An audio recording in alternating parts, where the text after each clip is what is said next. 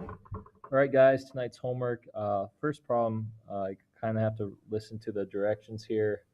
You're using the graph paper below. So first you're going to draw your square that's 5 by 5.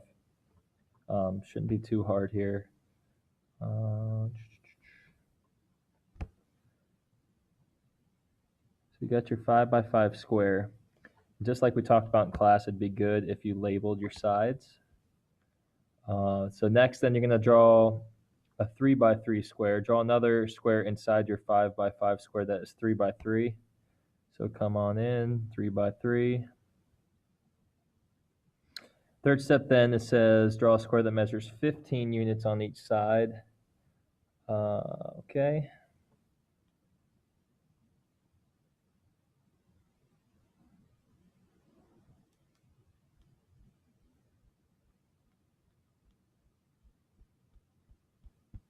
So I got 15 and 15 up.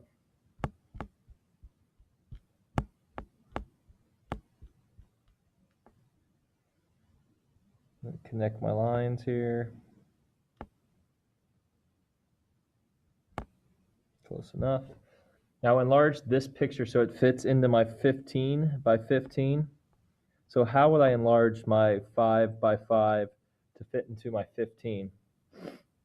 So if I was to enlarge my 5 by 5 to fit in, I would have to do times 3. 5 times 3 is 15. So when I do the one, I have to do the other. So 3 times 3 would be 15. So I have then a 9 by 9.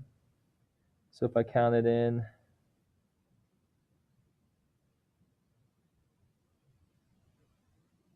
took 3 away, that'd be 6.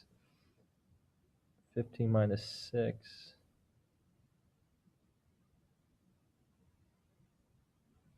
And there would be your 9 by 9. Same thing, then you'd have your 5 by 5 times 3, and your 3 by 3, which would times 3 to be your 9 by 9. So again, how much wider or longer is your new picture? It could be either times 3 or by 300% bigger, whichever one you want to use. So hopefully not too complicated on that one. The next one, we have to think about the border problem we did in class. Question A asked if it was one tile wide, how many 1-inch squares would fit in the frame? So I'm going to try to use a brighter color here.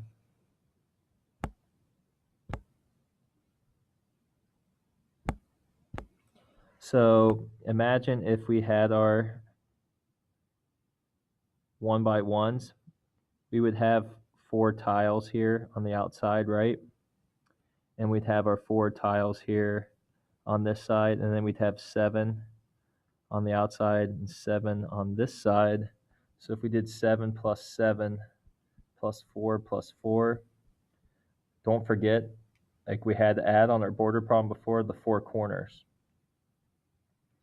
Can't leave those out. So we'd add an additional 4. So that will give you the frame.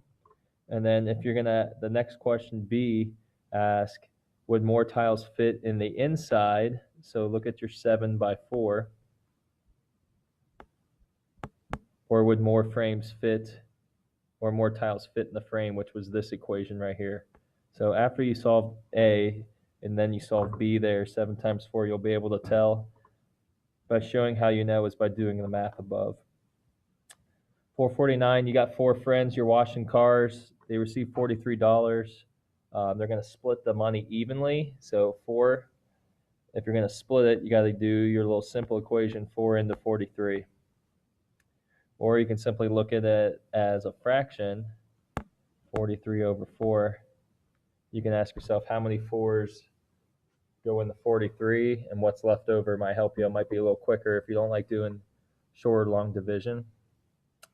Heading into the next one, a key thing to get these numbers here are looking at our numbers below. So 5 times what would be 500. You're going to be able to know what goes on top. Same thing over here.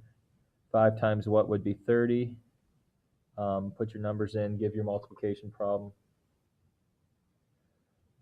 And the last page, pretty simple. They'll give you the percents. You need the fraction, decimal, then words or pictures. So I'll just do simple as easy as the 130%.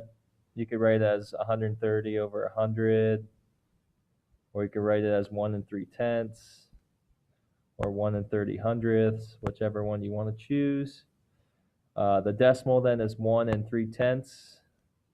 And for words or pictures, I would probably just write 1 3/10.